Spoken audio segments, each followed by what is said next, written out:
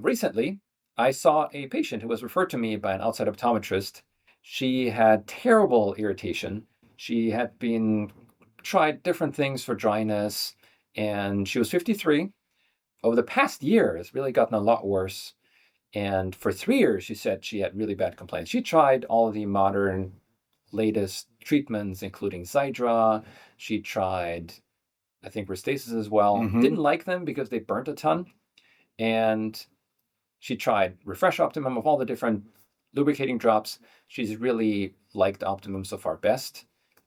And right now she's using loteprednol. That's a steroid, right? Just It every is. day using a steroid. But only if they're really bothering her, which sadly is a lot. And they blink when she hurts. She uses a humidifier already, so I like the modifications. It's nice that people think not only about what they can put in their eye, but also how they can alter the environment. She says she feels like she has a contact lens all day long in her eye. It's just very irritated. And there's a lot of things that contribute to dryness. So, of course, I want to say, okay, what medications is this patient on? Any other systemic autoimmune problems, rheumatoid arthritis, thyroid issues? So fortunately, she was completely healthy, nothing else going on. She, interestingly enough to me, had tried puncture plugs because that's one of my things I like a lot. But because they were exposed, some puncta are not very amenable to puncture plugs because you can't find a good fit and then they stick out and then rub. So they made her symptoms even worse. But she tried that, didn't work. And she just came here because she was pretty much at the end of her rope, and the referring doctor thought she had tried everything already. And she did comment on an interesting slit lamp finding, because you already mentioned it feels like there's a contact lens inside her eye, which for me is always a little bit of I have to look at certain things. What do you look at when you hear contact lens in the eye, even though the patient's clearly not wearing a contact lens? Well, the natural thing is just to come, I think, and take a look at the cornea. We put fluorescein in, take a look for the corneal staining, but I think it becomes important to look behind the eyelids also. We oftentimes very easily pull down the lower lid, but what about the upper lid? When we have the patient look down, and we could even flip the upper lid, look for redness behind the upper lid, and then look for any staining, any damage at the superior top part of the conjunctiva. And any staining that you would like to use? I know we use fluorescein for the cornea, but for conjunctiva? Conjunctiva, I love Lissamine Green. And we have another video that shows kind of the preparation of that, but Lissamine Green just lights it up so well. And here we can actually see the right eye superior staining, left eye a little less dramatic, but both eyes, when we see them side by side, have significant amounts of Lissamine Green staining. And you can see that the Lissamine Green staining even extends to the cornea, because this is superlimbal keratoconjunctivitis. It involves both the conjunctiva as well as the cornea. And the cause, I think, is friction. So it basically is the eyelid rubbing against the conjunctiva. That causes more inflammation, which causes more friction, which causes more inflammation, and you're stuck in that cycle. And it feels like there's something underneath your lid. And oftentimes, what I've discovered, at least classically, the patient will say, the only time I get relief is if I lift up the upper lid and lift it away from the eye. Almost like pinch it and pull it away. Or obviously not a tenable way to live, but if you have nothing else, and that provides relief. And for me, it's in the same category as conjunctival chalasis. Basically, the conjunctiva too much rubs against between the lid and the eye. So you can either smooth out the conjunctiva or you can smooth out the eyelids. Is there anything that you would try? What treatments are available for this condition? Well, several treatments. Lubrication is very helpful. They've tried the steroid already, but now if you were talking about something that's a stretched out type of conjunctiva, something to tighten that conjunctiva, so applying heat with Cautery.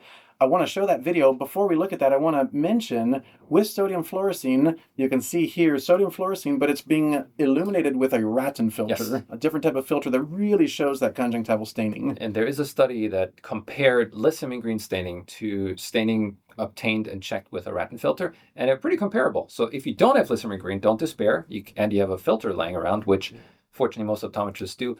As a side note, ophthalmologists are not as familiar with this, so feel free to share with your colleagues.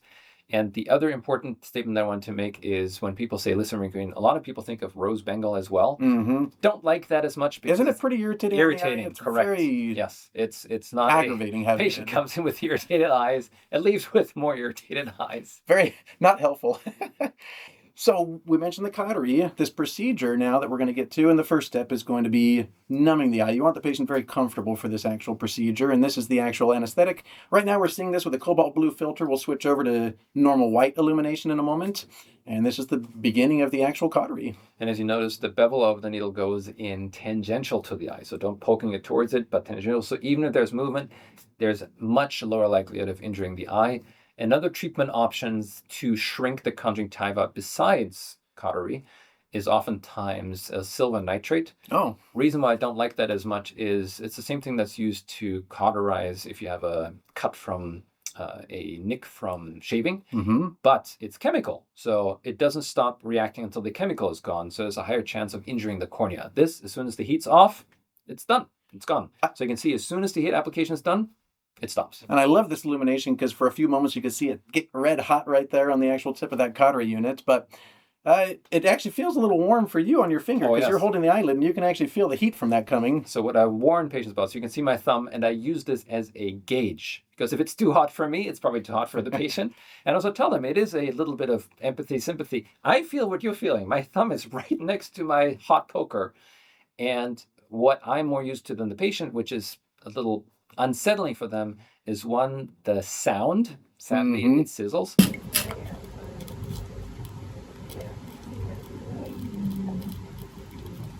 And two, you can see the smoke. The smell is not wonderful.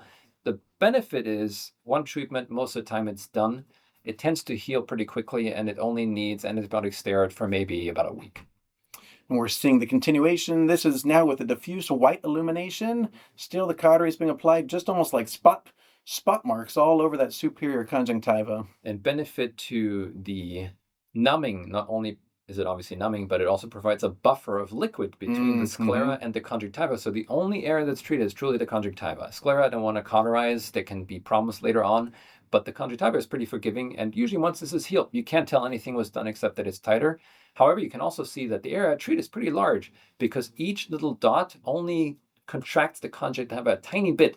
So if that's spread up over a large area, it becomes nice and smooth and regular over a large area, and that affected area, which is right next to the limbus, is now smooth. Benefit and trouble of how the eyelid works is that the eyelid has one particular area that almost works like a windshield wiper, which makes drops difficult to get underneath the upper lid.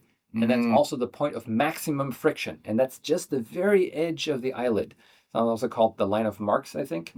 And that, if you think of a windshield wiper, just that edge is maximum friction. And if you see that where it's stained most, it was right at the edge of the limbus where the conjunctiva kind of pulled over the cornea, because that is a fixed immobile area, right? It can't go anywhere. So that's what's causing that pinching and irritation effect. You mentioned the line of marks, and we can actually see that with Lissamine Green staining also. It'll stain right along that line. Anatomically, it's the mucocutaneous junction, the separation from our skin and our conjunctiva. We want our conjunctiva to be very hydrophilic, not keratinized. But with this lid wiper epitheliopathy, that line of mark starts to widen, and because of that friction you mentioned, and it's rubbing on the surface of the eye. And a larger area is rubbing. And thanks to our referring doc for these images also.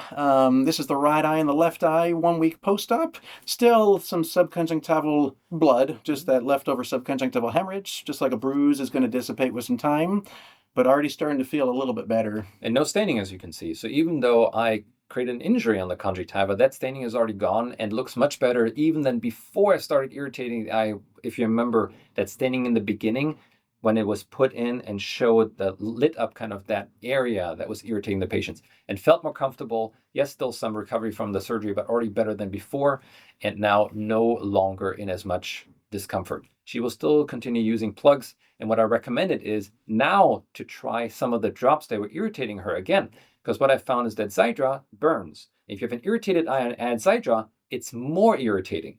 Now, if the eye is overall better, now you can tolerate Xiidra, which can then improve the eye even more. And last point, I know there's a lot of points being made, is she wore a bandaged contact lens temporarily because it helps move that area of irritation away from the cornea because it pushes it down and flattens it.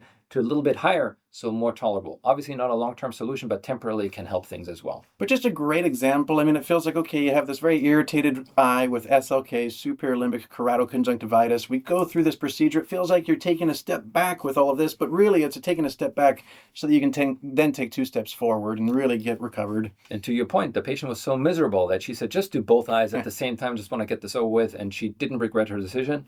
And the last kind of summary points that I wanted to make, which I really like, is that, as you already said, SLK associated with, please think of workup for thyroid. She already had it, negative. And think of other systemic conditions that can cause this, and make sure that the patient gets a workup.